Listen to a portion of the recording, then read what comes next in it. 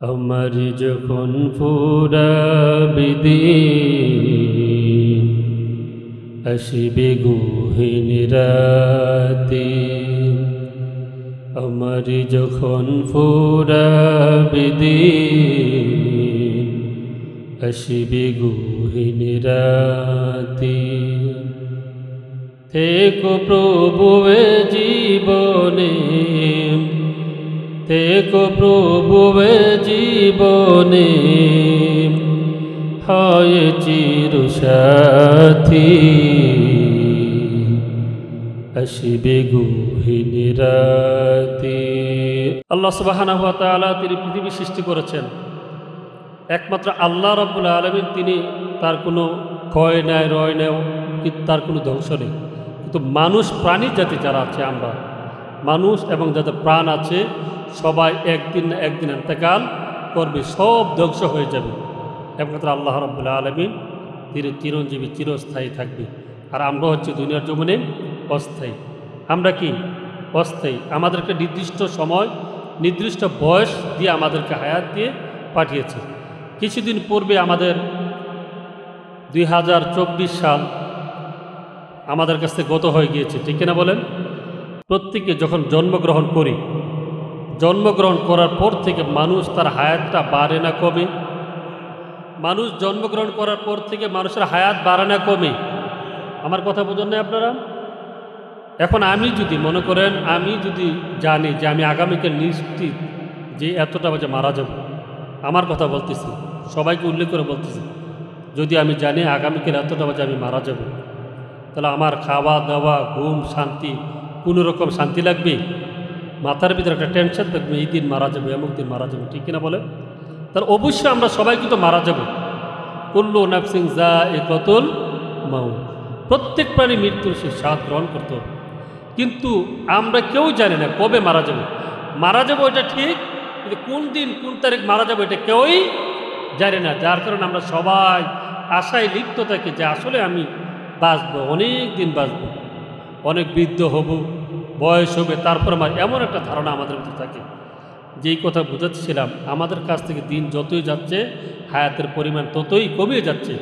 এটা কি আমরা আল্লাহর কাছে ক্ষমা চাবো? আল্লাহ, একটা বছর আমার থেকে বিদায় হয়ে গিয়েছে, যত অপরাধগুলি করেছি, এই বছর যত খারাপ কাজগুলি করছি, আল্লাহ এগুলি থেকে বিরত রেখে সামনের দিনগুলি যেন আমি ভালোভাবে চলতে পারি, আল্লাহ সে তৌফিক দান করুন। আমাদের মুসলমান হিসাবে আমাদের আকুতি, আমাদের বিনতি এটা থাকার কথা ছিল। এটা না করে কি করেছি আমরা? রং তামাশায় ফানুস উঠিয়েছি, কত আতশবাজি, কত কিছু করেছি। তাহলে আল্লাহ রাসূল আমাদেরকে কি শিক্ষা দিয়েছেন আর আমরা কি করতেছি? সম্মানিত হাজিরিন, وعن أنس بن مالك رضي الله تعالى عنه قال سمعت رسول الله صلى الله عليه وسلم يقول إن من أسرة الساعة أن يرفع العلم بقبض العلماء ويكسر الجهل ويكسر الزنا ويكسر شرب الخمر ويقل الرجال ويكسر النساء حتى تكون ل50 امرأة القيم الواحدة। বুখারী এবং মুসলিম শরীফ হাদিসটি এসেছে, আল্লাহ রাসূল সাল্লাল্লাহু আলাইহি ওয়াসাল্লাম বলেছেন, ওয়ান আনাস বিন মালিক রাদিয়াল্লাহু তাআলা আন, হযরত আনাস বিন মালিক রাদিয়াল্লাহু তাআলা আনহু থেকে বর্ণিত, যিনি আল্লাহ রাসূল সাল্লাল্লাহু আলাইহি ওয়াসাল্লামের খাদেম ছিলেন, যার উপাধি হলো খাদিমুর রাসূল। তিনি 10 বছর আল্লাহ রাসূলের খেদমত করেছেন। কত বছর? 10 বছর।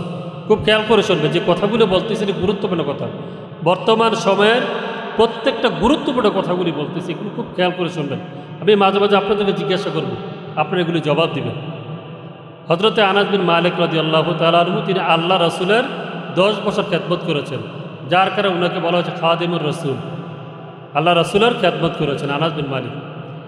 তার থেকে হাদিসটি বর্ণনা করেছেন, ইন্না মিন আসরাতিস সাআ আন ইউরফা'আল ইলমু বিকবদিল উলামা ওয়া ইয়াকসুরু জাহলু ويكسر الزنا ويكسر شرب الخمر ويقل الرجال ويكسر النساء حتى تكون ل50 امرأة القيم الواحدة।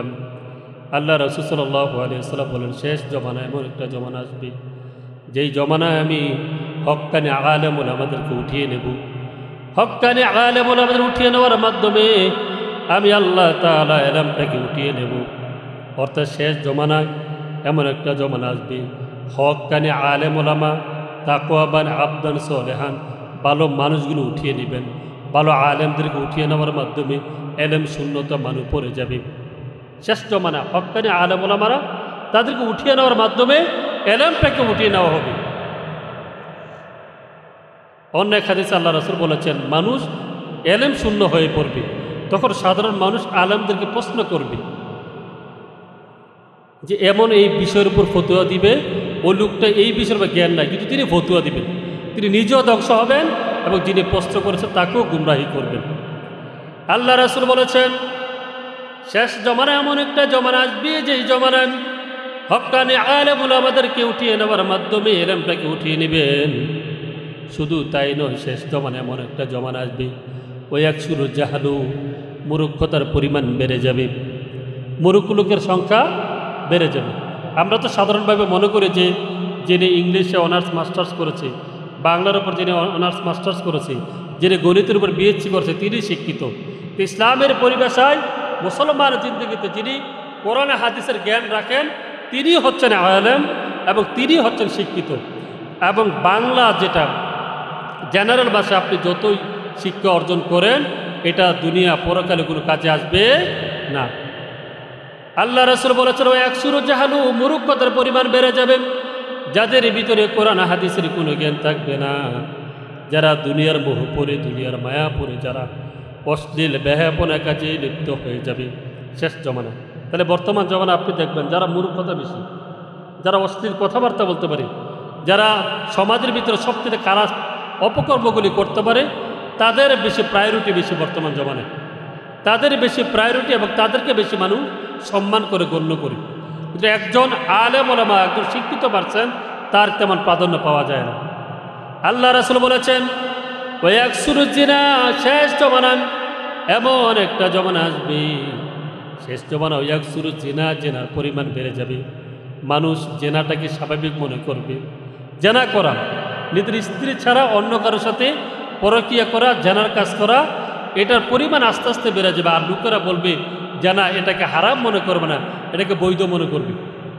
মানুষ খারাপ কাজ করতে করতে করতে করতে একটা পর্যায়ে এমন হয়ে যাবে যে খারাপ কাজটা তাদের কাছে জায়েজ মনে হবে, খারাপ কাজটা তাদের কাছে কি মনে হবে?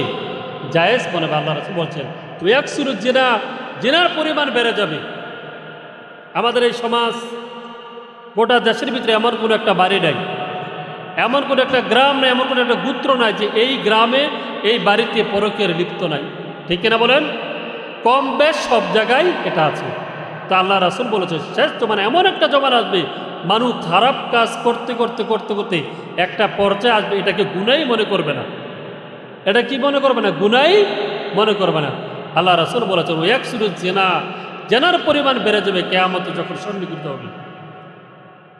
আল্লাহ রাসূল বলেন, ওই একসুরু শুরুবুল খামরি, মদের পরিমাণ বেড়ে যাবে। ব্যাপক হারে মানুষ মদ্যপান করবে, মানুষ সবার সামনে উপলব্ধি মদ্যপান করবে, তারা এটাকে স্বাভাবিক মনে করবে, এটা কোনো অপরাধ মনে করবে না। এবং মদ পান সবাইকে নিয়ে, বন্ধুদেরকে নিয়ে সবাইকে আড্ডা লিপ্ত হয়ে যাবে।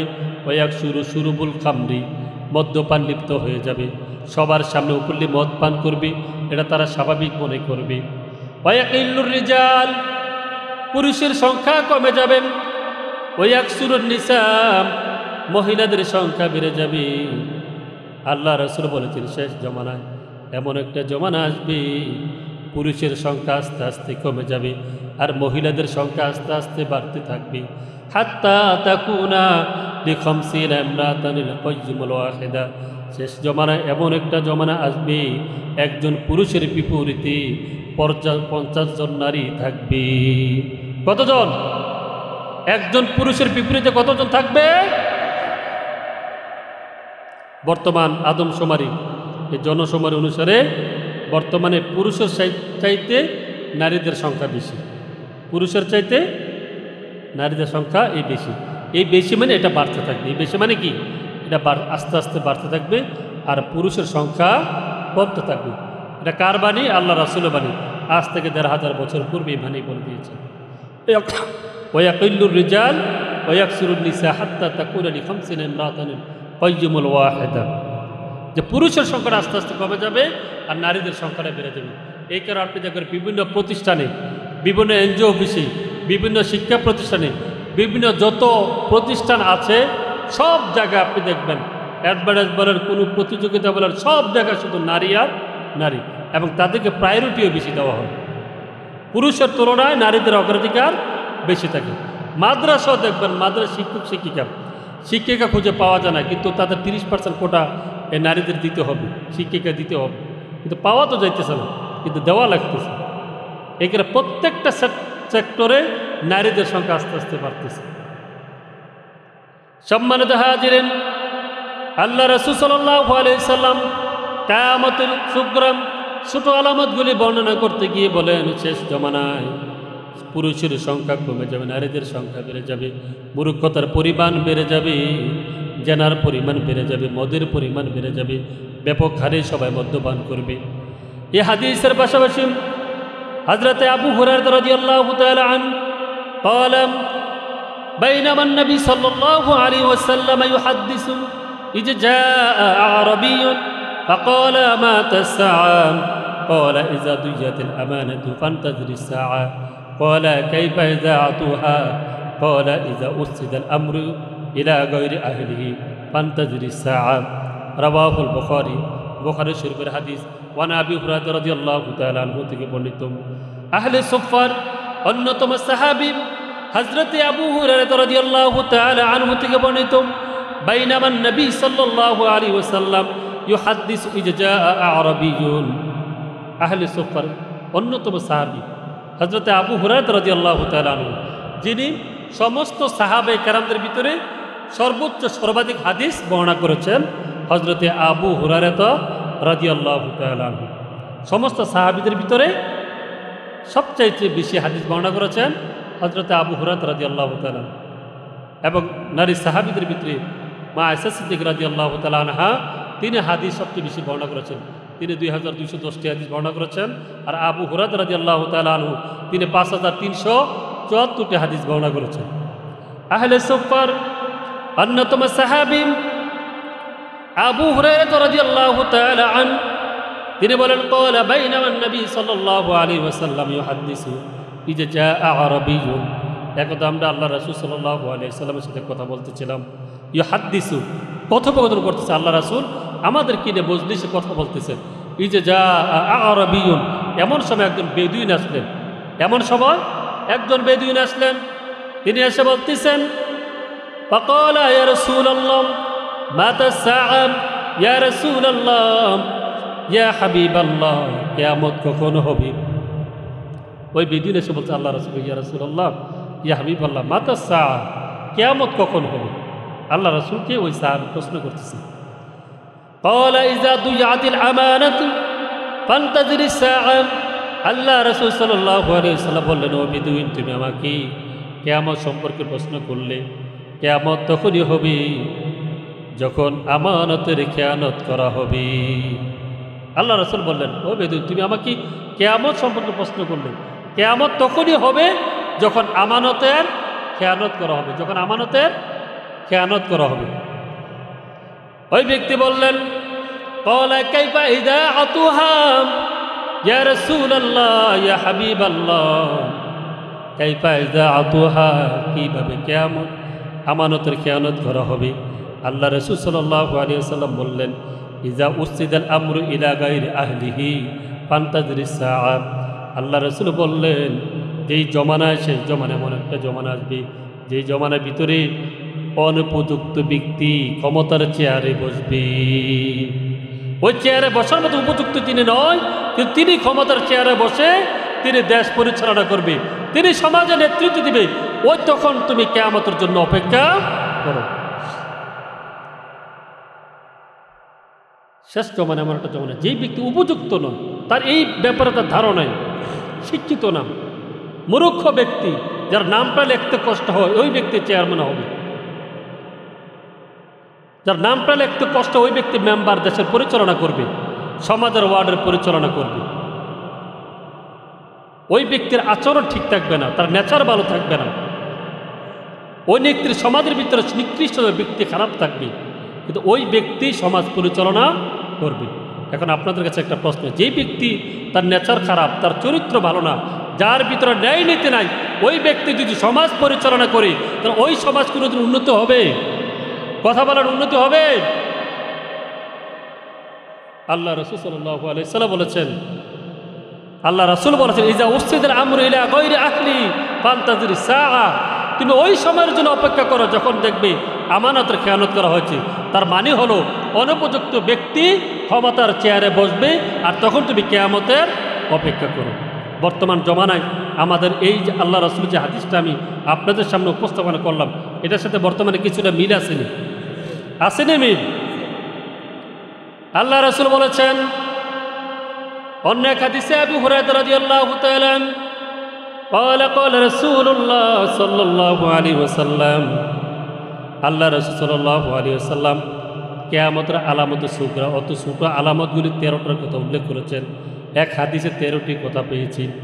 এক নম্বর হচ্ছে ইজাতুকিজাল পায়ু দোয়ালান। এক নম্বর 13টি ছোট আলামতের কথা আল্লাহ রাসূল সাল্লাল্লাহু আলাইহি ওয়াসাল্লাম তিনি বলেছেন। তার ভিতরে এক নম্বর হচ্ছে তিরমিজি শরীফ হাদিসটা এসেছে, মুসলিম শরীফ হাদিসটা এসেছে। তা আল্লাহ রাসূল বলেছেন ইজাতুকিজাল পায়ু দোয়ালান, যখন মানুষ গনিমতের মালকে নিজের মাল মনে করবে। গনিমতের মাল কি? রাষ্ট্রীয় সম্পদ। গনিমতের মাল কি? সবাই কথা বলেন, গনিমতের মাল কি? তা আল্লাহ রাসূল বলেছেন যখন মানুষ গনিমতের মালকে নিজের সম্পদ মনে করবে তখন তুমি কিয়ামতের জন্য অপেক্ষা করবে। তো গনিমতের মাল সংক্ষিপ্ত ভাষা বলে এটা হচ্ছে রাষ্ট্রীয় সম্পদ। এখন রাষ্ট্রীয় সম্পদ কি? গ্যাস।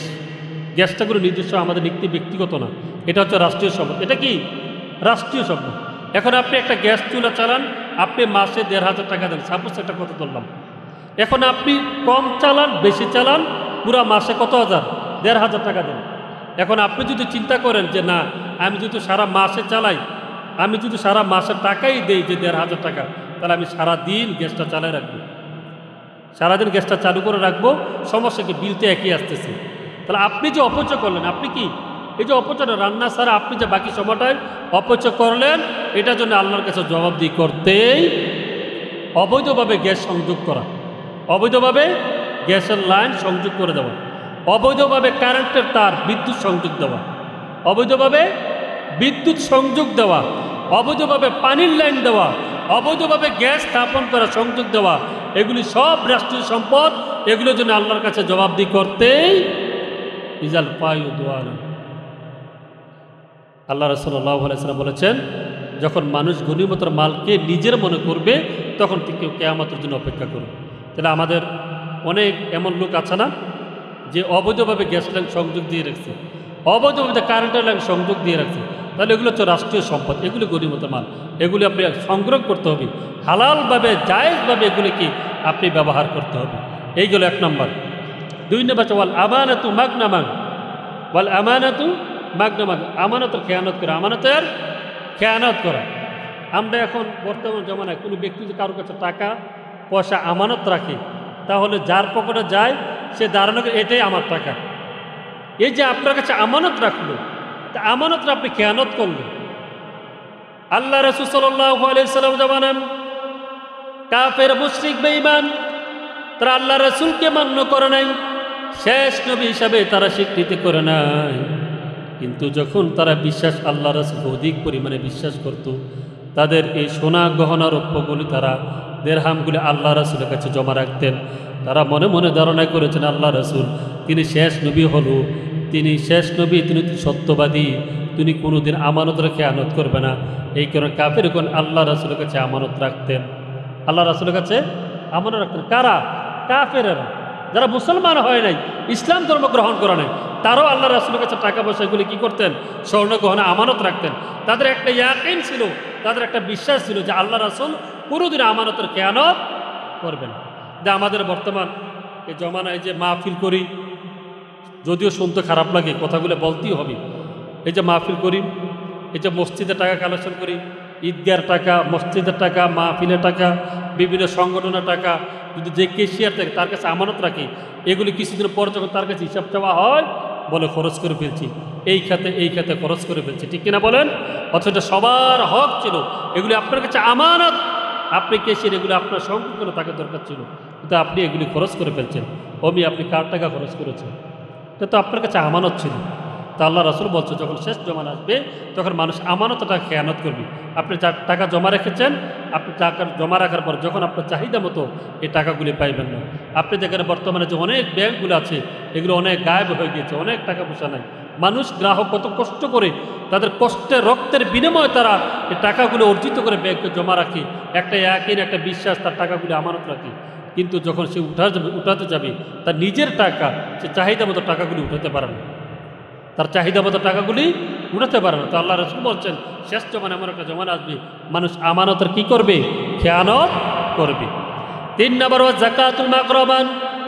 আল্লাহ রাসূল বলেছেন শেষ জমানা এমন একটা জমানা আসবে মানুষ যাকাতকে জরিমানা মনে করবে। যাকাতকে কি করবে? জরিমানা মনে করবে। আল্লাহ রাসূল বলেছেন তুমি যে এত সম্পদ আল্লাহ পাক তোমাকে দিয়েছে, এই সম্পদ থেকে নির্ধারিত হারে 2.5% হারে তোমাকে যাকাত দিতে হবে।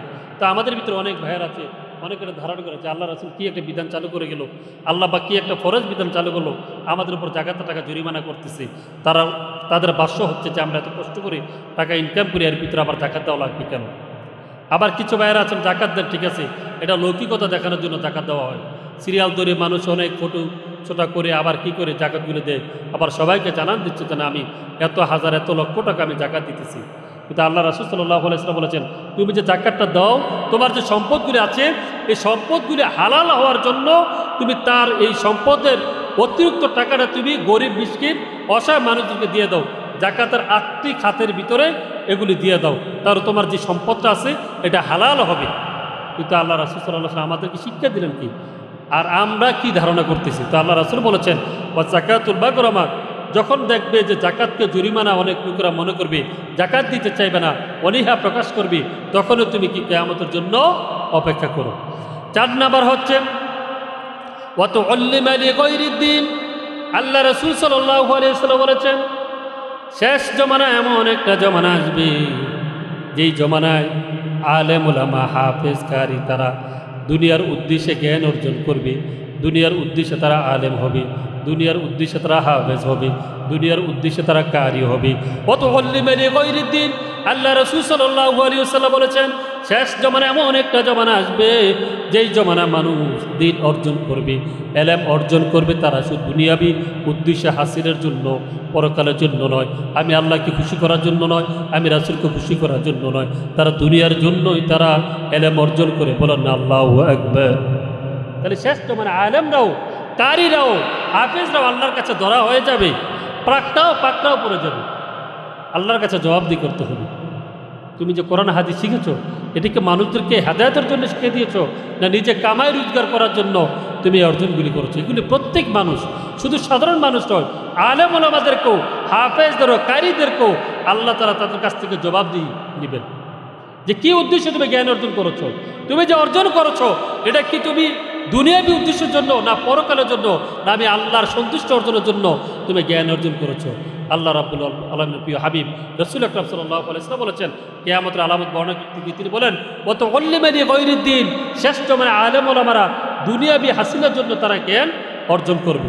বর্তমান জমানা দেখবেন আলেমদের অনেক লোক আছে হিংসা, আপনি কন্ট্যাক্ট করে আসবেন, যদি আপনি 5,000 টাকা কম দেন ওই টাকা নিতে চায় না, স্টেজে বসে থাকি এবং কমিটিদেরকে অনেক খারাপ ভাষা কথা বলতে থাকি, আছে না নাই? কথা বলেন আছে না নাই? যদি 50,000 টাকা 60,000 টাকা 70,000 1 লক্ষ টাকা কন্ট্যাক্ট করে আসে, তার ভিতরে আপনি যদি 5,000 টাকা 10,000 টাকা কম দেন, ওই ব্যক্তি আপনার সাথে রূঢ় আচরণ করে, খারাপ ব্যবহার করে, তাহলে এগুলি দ্বারা তো আপনি কীভাবে দ্বীনের খেদমত হবে, কীভাবে দ্বীনের খেদমত হবে? তা আল্লাহ রাসূল সাল্লাল্লাহু আলাইহি ওয়াসাল্লাম বলছে ওয়াতুল্লিমা লিগাইরিদ্দিন। শেষ জমানা এমন একটা জমানা আসবে মানুষ দ্বীনের জন্য দুনিয়াবি লোভে পড়ে তারা জ্ঞান অর্জন করবে এবং এটাকে প্রায়োরিটি দেবে, পরকালে কথা ভুলে যাবে। সম্মানিত হাজিরিন, 5 নম্বর হচ্ছে আল্লাহ রাসূল সাল্লাল্লাহু আলাইহি ওয়াসাল্লাম বলেছেন শেষ জমানা এমন একটা জমানা আসবে যে জমানায় পুরুষ তার স্ত্রীকে প্রাধান্য দেবে, পুরুষেরা তার স্ত্রীকে প্রাধান্য দেবে। এবং তার মার অবাধ্য হবে, তার মায়ের কথা শুনবে না। স্ত্রীর কথা শুনে মাকে পর করে দিবে, স্ত্রীর কথা শুনে বাবাকে দূরে ছড়িয়ে দিবে, স্ত্রীর কথা শুনে মাকে আলাদা করে দেবে, স্ত্রীর কথা শুনে মা বাবাকে তারা আশ্রমে কারা করে দিয়ে আশ্রমে দিয়ে আসবে। বর্তমানে এমন আছে না? আসিরে বলেন এই কথাগুলি আমার কথা? আল্লাহ রাসূল সাল্লাল্লাহু আলাইহি সাল্লাম আজ থেকে প্রায় ১৫০০ বছর পূর্বে আমাদেরকে তালিম, আমাদেরকে শিক্ষা দিয়েছেন। ওয়া আতা রাজুল ইমরাতাহু ওয়া আক্কা উম্মাহু ওয়া আক্কা উম্মাহু, যে শেষ জমানায় পুরুষরা তার স্ত্রীর কথা শুনবে। মা যেই কথাটা বলবে এটা নেগেটিভ নেবে, আর স্ত্রী যে কথাটা বলে এটা প্রাধান্য দিবে। স্ত্রীর কথা শুনে মাকে ভুলে যাবে, আল্লাহ রাসূল সাল্লাল্লাহু আলাইহি সাল্লাম বলেছেন। তাহলে বর্তমান জমানা আমাদের মনে আছে না? আসেনি বলেন? অহরহ আছে। যেই বাবা এত কষ্ট করে অক্লান্ত পরিশ্রম করে নিজে না খেয়ে সন্তানকে লালন পালন করেছেন, সেই সন্তানের জন্য কত না আশা ছিল বাবার, কতই না আশা ছিল মায়ের। আজকে বিবাহ শাদী করার পরে বিবাহের 1 বছর না যাইতেই মা বাবাকে দূরে সেরে যাচ্ছে, তার স্ত্রীকে কাছে নিয়ে যাচ্ছে, আর মা বাবার কথা তার ভালো লাগে না। মা বাবাকে আলাদা একটা ঘরে ভিন্ন করে দেয়, পৃথক করে দেয়। একটা কথা আছে, ভাই বড় ধন রক্তের বাঁধন, যদিও পৃথক হয় নারীরই কারণ। ভাই বড় ধন রক্তের বাঁধন, যদিও পৃথক হয় নারীরই কারণ। ভাই ভাই কিন্তু সম্পর্ক ভালো, ভাই ভাই কি সম্পর্ক ভালো, কিন্তু ভাই ভাই সম্পর্ক কখন খারাপ হয়? ভাইয়ের স্ত্রীগুলি যারা আছে ওই নারীদের কারণেই ভাইদের ভিতরে সম্পর্ক নষ্ট হয়ে যায়। সম্মানিত হাজিরিন, আল্লাহ রাসূল বলেছেন, আতা রাজুলু ইমরাতাহু ওয়া আক্কা উম্মাহু, শেষ জমানায় তার স্ত্রীকে কাছে টেনে নিবে। তার স্ত্রী যা বলে সেটাই সঠিক, তার স্ত্রী সত্য বলুক মিথ্যা বলুক, মায়ের বিরুদ্ধে এটা যাচাই বাছাই না করেই মার সাথে বিরুদ্ধাচরণ করে, মায়ের সাথে খারাপ আচরণ করে, বাবার সাথে খারাপ আচরণ করে। এটা আজ থেকে প্রায় ১৫০০ বছর পূর্বে আল্লাহ রাসূল সাল্লাল্লাহু আলাইহি সাল্লাম আমাদেরকে জানান দিয়েছেন, যেটা বর্তমানে বাস্তবে প্রত্যেকের বাড়িতে বাড়িতে এটা বিল আছে। সম্মানিত হাজিরিন, ৬ নম্বর হচ্ছে ওয়া আদনা সাদিকাহু ওয়া আকসা আবাহু। আল্লাহ রাসূল সাল্লাল্লাহু আলাইহি ওয়াসাল্লাম বলেছেন, ওয়া আদনা সাদিকাহু, শেষ জমানা এমন একটা জমানা আসবে, ইয়াং জেনারেশন, যৌবন বয়সের ইয়াং জেনারেশন যারা আছে তাদের বন্ধুকে প্রাধান্য দিবে। ওয়া আকসা আবাহু, এবং পিতাকে দূরে সরিয়ে দিবে। শেষ জমানায় ইয়াং জেনারেশন, ইয়াং ছেলেরা যারা আছেন তারা তাদের বন্ধুকে প্রায়োরিটি দিবে বেশি, বাবার কথা শুনবে না। ওয়া আদনা সাদিকাহু, তার বন্ধুদেরকে কাছে নিয়ে আসবে। আর ওয়া আকসা আবাহু, আর তার বাবাকে পর মনে করবে, পৃথক করে দিবে। সম্মানিত হাজির, বোঝানোর জন্য বলতেছি, বাবা যদি একটা কাজের কথা বলে ছেলেকে, ছেলের সাথে সাথে বলে আমি পারবো না, আমার কাজ আছে, ঠিক না বলেন? আবার বন্ধু আছে, রাত 10টায় ফোন দিয়েছে, রাত 11টায় কল দিয়েছে, বন্ধু কল দিয়েছে, কোনো দেরি নাই, সাথে সাথে ঘর থেকে বের হয়ে যায়। বাবা মা শত চেষ্টা করেও, নিষেধ করার পরেও বাবা মার কথা শোনে না। ওই যে বন্ধু একটা কল দিয়েছে, বন্ধুর কথা শুনে ঘর থেকে বের হয়ে যায়। আল্লাহ রাসূল বলেছেন, ওয়া আদনা সাদিকাহু, বন্ধুকে কাছে টেনে নেবে, বন্ধুকে আপন মনে করবে। ওয়া আকসা আবাহু, এবং পিতাকে দূরে ছেড়ে দিবে। তাহলে বর্তমান জমানায় ইয়াং জেনারেশন যারা আছে বিশেষ করে তারা নিজের বন্ধুদেরকে প্রায়োরিটি বেশি দেন, মা বাবাকে দূরে সরে দেন, মা বাবার কথা শোনে না। কথার কথা বলে মা বাবা তারা বয়স হয়ে গিয়েছে, তারা তেমন করবে, তারা কিছুই বোঝে না, এমন আমরা অপবাদ দেই না। তা আল্লাহ রাসূল এগুলি আজ থেকে ১৫০০ বছর পূর্বে তিনি বলে দিয়েছেন যে বন্ধুদের কাছে নিয়ে আসবে আর মা বাবাকে দূরে ছেড়ে দিবেন। সম্মানিত হাজিরিন,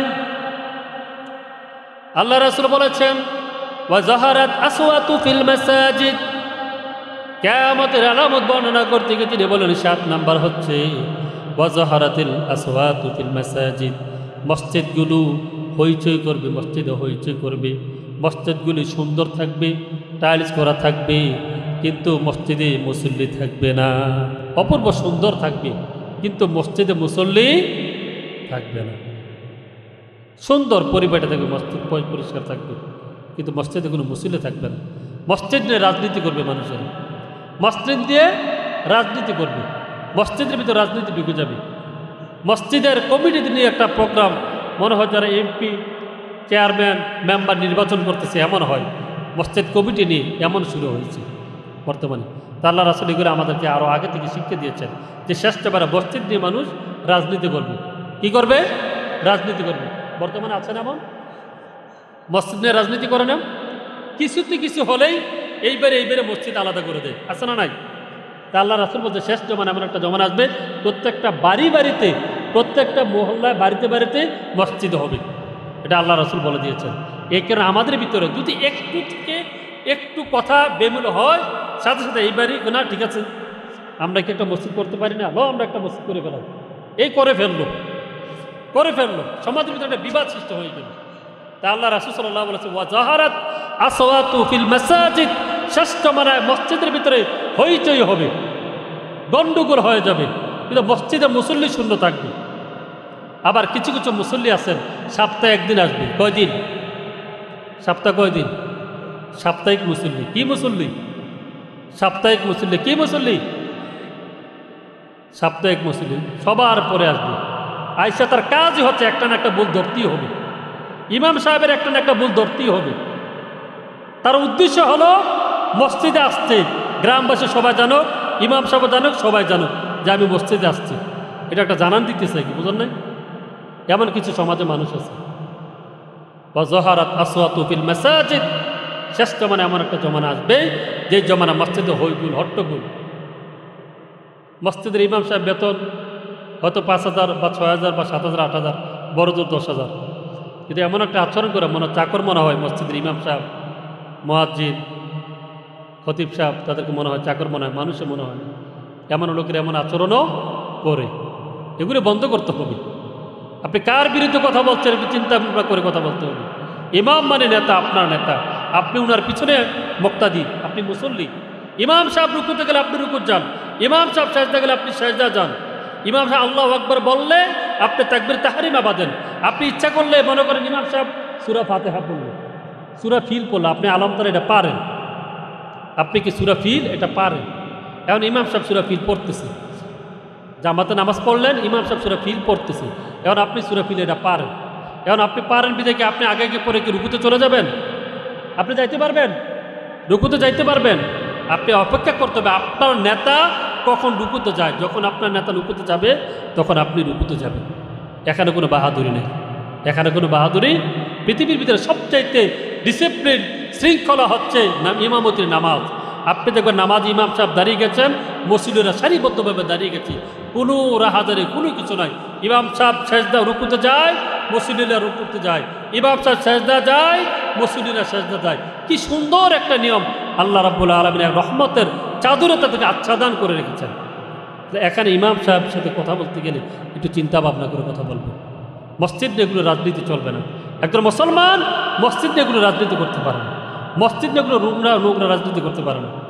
আল্লাহ রাসূল বলেছেন ওয়া যাহারাত আসওয়াতু ফিল মাসাজিদ, শ্রেষ্ঠ মানা মসজিদগুলো হইচই করবে, রাহাজানি হট্টগোল হবে, রাজনীতি করে ফেলবে। সম্মানিত হাজিরিন, 8 নম্বর হচ্ছে ওয়াসাদাল কবিলাতা ফাসিকুহুম, শেষ জমানা এমন একটা জমানা আসবে যেই জমানায় ফাসিক ব্যক্তি, সমাজের নিচু ব্যক্তি, তারা সমাজের ভিতরে নেতৃত্ব দিবে। ফাসিক ব্যক্তি, নিকৃষ্টতম ব্যক্তি, সমাজের ভিতরে সবচেয়ে খারাপ ব্যক্তি, ওই ব্যক্তি সমাজে নেতৃত্ব দিবে। আগেই বলেছি কথাটা, ওয়াসাদাল কবিলাতা ফাসিকুহুম, যে সমাজের ভিতরে ধর্মহীন লোকেরা, যাদের ধর্মের ব্যাপারে কোনো জ্ঞান নেই, যাদের ধর্মের ব্যাপারে কোনো জ্ঞান নেই, ওই ব্যক্তিরা তারা কি করবে? সমাজের ভিতরে নেতৃত্ব দিবে। তাহলে আল্লাহ রাসূল সাল্লাল্লাহু আলাইহি ওয়াসাল্লাম বলেছেন ধর্মহীন লোকেরা যদি নেতৃত্ব দেয় ওই সমাজ কোনোদিন উন্নত হতে পারে না। সম্মানিত হাজিরিন, তাহলে আল্লাহ রাসূল সাল্লাল্লাহু আলাইহি ওয়াসাল্লাম বলেছেন ওয়াসাদাল কবিলাতা ফাসিকুম, ধর্মহীন লোকেরা গোত্রপতি হবে, তারা সমাজে নেতৃত্ব দিবে, তারা সমাজের মেম্বার হবে, তারা সমাজের এমপি হবে, তারা সমাজের চেয়ারম্যান হবে, তারা মন্ত্রী হবে, তারা সমাজ নেতৃত্ব দেবে। আল্লাহ রাসূল সাল্লাল্লাহু আলাইহি ওয়াসাল্লাম বলেছেন ওই সময় যখন প্রকাশ পাবে তখন তুমি কিয়ামতের জন্য অপেক্ষা করো। আমাদের দেশের ভিতরে আপনি দেখবেন অধিকাংশ এমপি, অধিকাংশ চেয়ারম্যান, অধিকাংশ মন্ত্রী তারা নামাজ এক ওয়াক্তও পড়ে না, নামাজ এক ওয়াক্তও পড়ে না। অধিকাংশ চেয়ারম্যান দেখবেন রাত্রেবেলা খারাপ কাজে লিপ্ত থাকে, নেশা করে, মদ খায়, জুয়া খেলে, আর দিনের বেলা সর্দারি করে, আছে না? রাত্রেবেলা মদ খায়, জুয়া খেলে, খারাপ কাজে লিপ্ত থাকে, আর দিনের বেলা সর্দারি করি। আপনি তার কাছ থেকে কী আশা করেন? তার কাছ থেকে ভালো কী আশা করতে পারেন আপনি বলেন? তো আল্লাহ রাসূল বলছে ওয়াসাদ আল কবিলাতা ফাসিকুন, শেষ জমানে এমন একটা জমানা আসবে যারা খারাপ লোক তারা সমাজে নেতৃত্ব দিবে, গোত্রপতি হবে, দলপতি হবে, ওই সমাজে নেতৃত্ব দিবে। ওয়াকানা জাঈমুল কওমি আরজালুহুম, আল্লাহ রাসূল সাল্লাল্লাহু আলাইহি সাল্লাম বলেছেন, যখন তুমি দেখবে তোমার জাতির ভিতরে, তোমার গোত্রের ভিতরে, তোমার সমাজের ভিতরে অনুপযুক্ত ব্যক্তি, খারাপ ব্যক্তি সমাজে নেতৃত্ব দিবে, তখন তুমি কিয়ামতের জন্য অপেক্ষা করবে। 10 নম্বর হচ্ছে ওয়া উকরিমার রাজুলু মাকাবাতা শাররিহিম, আল্লাহ রাসূল সাল্লাল্লাহু আলাইহি ওয়াসাল্লাম বলেছেন, শেষ জমানায় এমন একটা জমানা আসবে যেই জমানার ভিতরে অনিষ্টতার ভয়ে মানুষকে সম্মান করবে, ভয়ে আতঙ্কে মানুষকে সম্মান করবে, অনিষ্টতার ভয়ে মানুষকে সম্মান করবে। খারাপ লোকদেরকে মানুষ সম্মান করবে, কিন্তু মন থেকে করবে না, মন থেকে তাকে সম্মান করবে না, অর্থাৎ সামনাসামনি পড়লে তাকে সম্মান করবে। বা উকরিমার রাজুলু মাকাবাতা শাররিহি, আল্লাহ রাসূল সাল্লাল্লাহু আলাইহি ওয়াসাল্লাম বলেছেন, অনিষ্টতার ভয়ে মানুষের ইজ্জত করবে, সম্মান করবে। এখন মনে করো একজন চেয়ারম্যান সামনে পড়ল, তাকে আপনি সালাম দিতে হবে, তার সাথে হাসি খুশিভাবে দেখা করতে হবে, ঠিক না বলেন? তাকে সালাম দিতে হবে। কারণ আপনি যদি চেয়ারম্যান সামনে দিয়ে আসলো, আপনি তার সামনে না পড়ে অন্য রাস্তা দিয়ে, অর্থাৎ তাকে পাশ কেটে চলে যান, আর এটা যদি চেয়ারম্যানের নজরে পড়ে, তখন আপনাকে ভালো চোখে দেখবে? ভালো চোখে দেখবে? মনে মনে চিন্তা করবে আমার কাছে ভোটার আইডি কার্ডের জন্য আইসো, জন্ম নিবন্ধনের জন্য আইসো, তখন দেখা দেবে, ঠিক না বলেন? তাহলে আল্লাহ রাসূল সাল্লাল্লাহু আলাইহি ওয়াসাল্লাম শেষ জমানা মানুষদেরকে সম্মান করবে অনিষ্টতার ভয়ে, অর্থাৎ ইজ্জতের ভয়ে একজন মানুষ আরেকজন মানুষকে কী করবে? সম্মান করবে, রেসপেক্ট করবে, কিন্তু মন থেকে করবে না। তো এখন আমাদের বর্তমান জমানায় যে যত বেশি তেল মারতে পারে, যে বেশি তাকে তোয়াদা করতে পারে, যে বেশি তাকে তেল মারতে পারে, ওই ব্যক্তি ভালো, ঠিক না বলেন? বর্তমান জমানায় এমন চলতেছে না? যাকে বেশি নমনম করতে পারবেন, যার গুণগান প্রশংসা করতে পারবেন, দেখবেন কোনো নেতা কোনো এমপি যদি আসে, তার লোকের সাঙ্গ লোকেরা কত যে তেল মর্দন, কত যে উপাধি, কত যে লকব, আমক ভাইয়ের চরিত্র ফুলের মতো পবিত্র, এমন বলে না? কিন্তু যে বলতেছে তেও জানে লোকটা কত বড় খারাপ, ঠিক না বলেন? যে বলতেছে তার প্রশংসা করতেছে, হয় মনে মনে বলতেছে লোকটা যে কত বড় খারাপ, আসলে ওর সামনাসামনি পড়ছে না বলেও পারেন। এই কথাগুলি আমার কথা নয়, হাদিস থেকে, মুসলিম শরীফ হাদিসটা আছে, তিরমিজি শরীফ হাদিসটা আছে, আল্লাহ রাসূল আমাদেরকে একটু বলে দিয়েছেন, এগুলো আমার নিজের বানানো কথা না। আল্লাহ রাসূল সাল্লাল্লাহু আলাইহি ওয়াসাল্লাম বলেছেন, অনিষ্টতার ভয়ে মানুষ একে অপরকে সম্মান করবে। একজন সাপোজ একটা কথা বলে, আপনি এখানে বসে আছেন, একটা সম্মানিত ব্যক্তি, একজন সম্মানিত ব্যক্তি, সে এখানে বসে আছে, স্টেজে লোকেরা তাকে ডেকে এনে স্টেজে বসালো, তাকে সম্মান করে স্টেজে বসালো, এটা হচ্ছে সম্মান। এটা কি সম্মান, ঠিক না বলেন? আপনি যদি নিজে এসে আরেকজনকে ধাক্কাইয়া তারপরে বসেন, এটার নাম কোনো সম্মান নয়। মানুষের আপনাকে সম্মান করবে, আপনি নিজে ইচ্ছায় সম্মান কেড়ে নিতে পারেন না। এই কারণে আপনি কেমন লোক, আপনি কেমন ভালো মানুষ, এলাকার লোকেরে আপনাকে সাপোর্ট দিবে। এক সাহাবী আছে, আল্লাহ রাসূলকে বলে, ইয়া রাসূলুল্লাহ, আমি কিভাবে বুঝবো আমি ভালো মানুষ? এক সাহাবী আল্লাহ রাসূলকে প্রশ্ন করলেন, ইয়া রাসূলুল্লাহ, ইয়া হাবিবাল্লাহ, আমি কিভাবে জানবো, আমি কিভাবে বুঝবো আমি সমাজের ভিতরে ভালো মানুষ, আমি সমাজের ভিতরে খারাপ মানুষ? ইয়া রাসূলুল্লাহ, আমাকে জানিয়ে দেন। আল্লাহ রাসূল বললেন, ও সাহাবী, তুমি কি ভালো মানুষ না খারাপ মানুষ? তোমার গোত্রের লোকেরা যদি তোমাকে ভালো মনে করে, তাহলে অবশ্যই তুমি ভালো মানুষ। তোমার সমাজের লোকেরা তোমাকে যদি খারাপ মানুষ মনে করে, তাহলে অবশ্যই তুমি খারাপ মানুষ। কেননা বর্তমান জমানায় আমাদের সমাজের ভিতরে কে ভালো এবং কে খারাপ, এটা সমাজের লোকেরাই বলতে পারে, অন্য কোনো গ্রামের লোকেরা বলতে পারে না, ঠিক কিনা বলে? আমার সমাজের লোকেরা কে ভালো কে খারাপ এটা আমি বলতে পারবো, অন্য আরেক থানার লোকেরা এসে বলতে পারবে না যে লোকটা আসলে ভালো না খারাপ। কারণ সমাজের লোকেরা যার সাথে চলে সেই বলতে পারে লোকটা ভালো না খারাপ। সম্মানিত হাজিরিন, 11 নম্বর হচ্ছে ওয়াজাহারাতিল কায়নাত ওয়াল মাআজিব, গায়িকা নারী ও বাদ্যযন্ত্র আধিক্য হবে।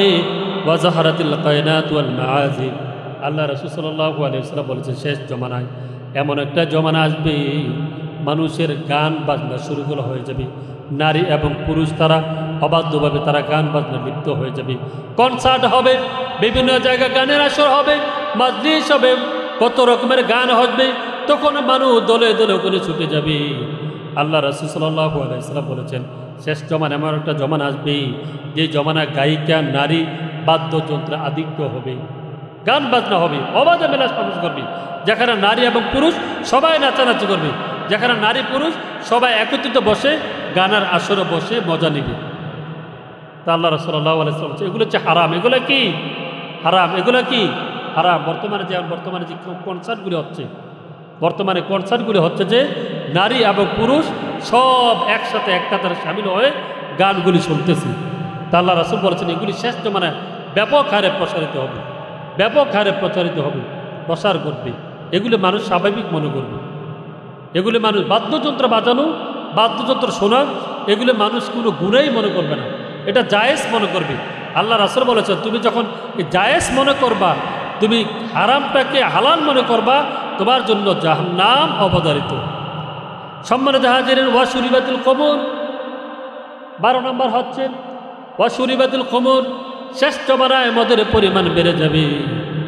আল্লাহ রাসূল সাল্লাল্লাহু আলাইহি ওয়াসাল্লাম বলেছে, ইয়াং জেনারেশন মানুষ যখন কোনো অনুষ্ঠান করে বিবাহ শাদী হয়, বিশেষ করে শহর এলাকার যারা বেশি ডিজিটাল, বেশি আধুনিক যারা আছে, তারা এগুলো নিয়ে মুক্ত থাকে বেশি। যদিও বর্তমানে গ্রাম অঞ্চলে এগুলো ঢুকে গিয়েছে, আগে শহর এলাকায় বেশি ছিল, এখন গ্রাম অঞ্চলেও ইয়াং ছেলেরা এগুলি মদ পানে আসক্ত হয়ে যাচ্ছে, দিন দিন এগুলি কাজে লিপ্ত হয়ে যাচ্ছে, নেশাগ্রস্ত হয়ে যাচ্ছে, মদ, ইয়াবা, গাঁজা, বেনসিরেট এগুলির কাজে বেশি আসক্ত হয়ে যাচ্ছে। অশুরুবুল খমরি, আল্লাহ রাসূল বলেছে, শেষ জমানায় মদের পরিমাণ, নেশার পরিমাণ অধিক হারে বেড়ে যাবে। ইয়াং জেনারেশন আপনি দেখবেন 8-10 জন একসাথে হয়েছে, তারা পার্টি করবে, পার্টি খাবে, খাবার এটা ভালো জিনিস। যখন আপনি এটাকে কেন্দ্র করে যখন একটা মদের একটা আসর বসান, তখন তো আপনি এটা হারাম কাজে লিপ্ত হয়ে গেলেন। আপনি ইয়াং জেনারেশন আনন্দ করে কিছু খাবার খান, কিনে খান বা রেস্টুরেন্টে যান, এটা জায়েজ, ঠিক আছে, সমস্যা নেই। তো এটাকে কেন্দ্র করে যখন আপনি মদ পান করবেন, আপনি এটাকে কেন্দ্র করে যখন নেশার কাজে লিপ্ত হয়ে যাবেন, এটাকে কেন্দ্র করে যখন এমন জিনিস সেবন করবেন যেটা আপনি মাতাল অবস্থা হয়ে যাবেন, তখন এটা তো আর জায়েজ হতে পারে না, এটা না জায়েজ, এটা হারাম কাজে আপনি প্রবেশ করে ফেলবেন। তো আল্লাহ রাসূল বলেছেন, শেষ জমানায় এমন একটা জমানা আসবে, শেষ জমানায় মানুষ এই খারাপ কাজে, এই মদের কাজে, এটা খারাপ কাজে কী হয়ে যাবে, লিপ্ত হয়ে যাবে।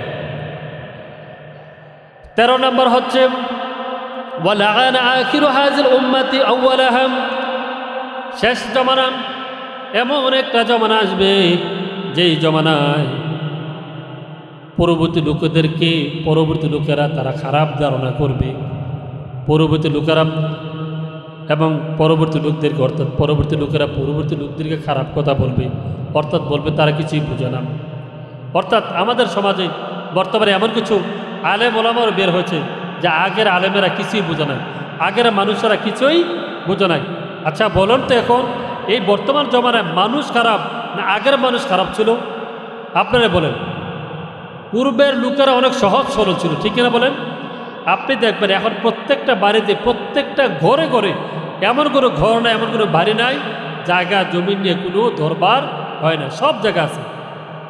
দলিল থাকার পরও, কাওলা সব কিছু থাকার পরও, তারপরও এক ভাই আরেক ভাইয়ের সাথে ঝগড়ায় লিপ্ত থাকে। কিন্তু পূর্বেকার জমানায় মানুষ, মুরব্বীরা যা বলে গিয়েছেন এগুলি বিশ্বাস ছিল, তাদেরকে কদর করা হতো এবং তারাই ছিল হক্কানি মানুষ, তারাই ছিল আসল মানুষ। কিন্তু বর্তমান জমানায় কত মানুষ, কত পেরাশারিতে, কত খারাপ ধারণা, একে অপরের কারো ভালো চায় না, একে অপরের পরনিন্দা, গীবত এগুলি লিপ্ত হয়ে যায়। সম্মানিত হাজিরিন, আল্লাহ রাসূল সাল্লাল্লাহু আলাইহি ওয়াসাল্লাম বলেছেন, ওয়ালাআনা আখিরু হাযিল উম্মতি আউওয়ালাহা, পরবর্তী লোকেরা পূর্ববর্তী লোকদেরকে তারা ধিক্কার জানাবে, বলবে যে তারা কিছুই বোঝে না। আসলেই বর্তমান জমানা দিন যতই যাচ্ছে ততই খারাপের দিকে যাচ্ছে। যায় দিন ভালো যায়, আসে দিন খারাপ, যায় দিন ভালো যায়, আসে দিন খারাপ যায়।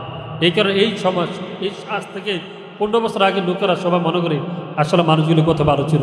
এখন যে দিনটা আছে, আজ থেকে 10 বছর 15 বছর পরে আবার তারা বলবে যে আসলে এই সময়টাই ভালো ছিল।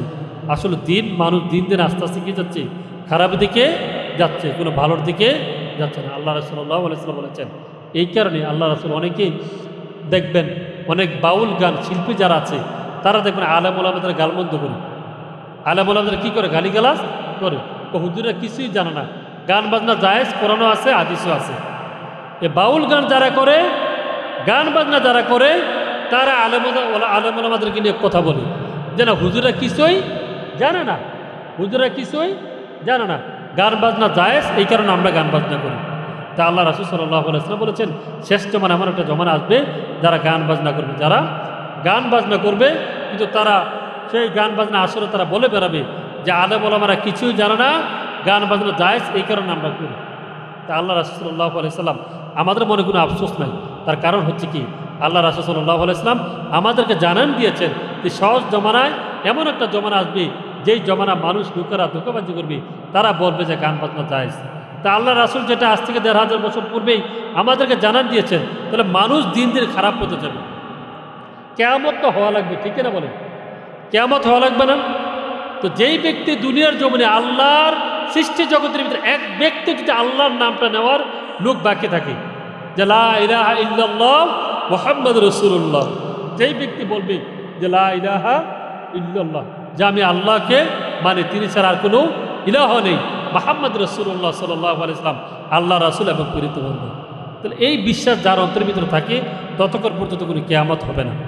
তাহলে মানুষ আস্তে আস্তে খারাপ পথে যাইতে যাইতে যাইতে যাইতে এমন একটা অবস্থা আসবে তারা শেষ পর্যন্ত আল্লাহকে ভুলে যাবে, শেষ পর্যন্ত তারা কী হয়ে যাবে, আল্লাহকে ভুলে যাবে। তখন আল্লাহ রাব্বুল আলামিন বলবেন আমার আর পৃথিবীর এ মানুষ বাঁচিয়ে রাখার কোনো দরকার নাই, এই আসমান জমিন যত প্রাণী আছে সবগুলোকে ধ্বংস করে দেবে, সবগুলোকে ধ্বংস করে দেবে। তার কারণ আল্লাহকে আল্লাহর নামটা নেওয়ার মতন অবশিষ্ট আর কেউই থাকবে না।